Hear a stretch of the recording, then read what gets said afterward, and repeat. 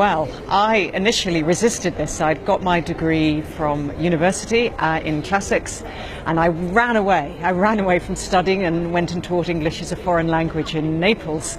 But I found I was really missing Plato above all. I kept going into the Biblioteca Nazionale to study Plato, and then when I got the offer of studying for a PhD with one of the most famous Plato scholars and teachers in the whole world, I leapt at the chance. I think I'd name two. One was with 3 weeks to go until my deadline.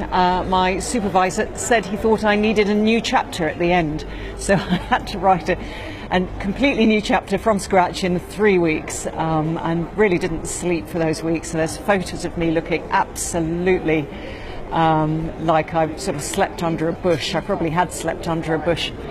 The other challenge, of course, is I didn't have a lot of money. Most PhD students don't have a lot of money. I took on an enormous amount of teaching at various Cambridge colleges, and one of my chief memories is frantically cycling around in the rain to get to my next supervision that I was giving.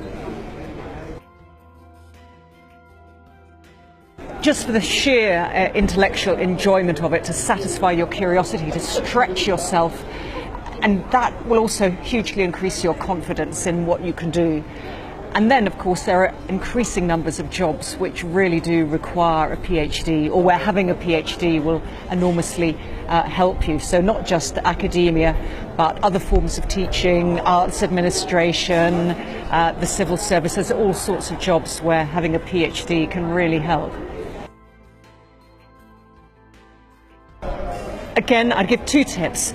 Absolutely make the most of all the opportunities you have to go and hear every visiting speaker from around the world, to meet other people of like interests. I mean, that is something you'll never get again in quite the same way, with the time to explore those friendships and relationships. The second tip is to take on a hobby which has nothing to do with academia, which just takes you away completely.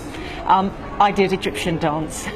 I went along to the Women's Resource Centre in my university, and I was going to sign up for car maintenance, but somehow Egyptian dance, slightly below it on the list, looked more alluring. And it was fabulous having a chance every week to meet a group of people who knew nothing about my subject and nothing about the university. That was fantastic.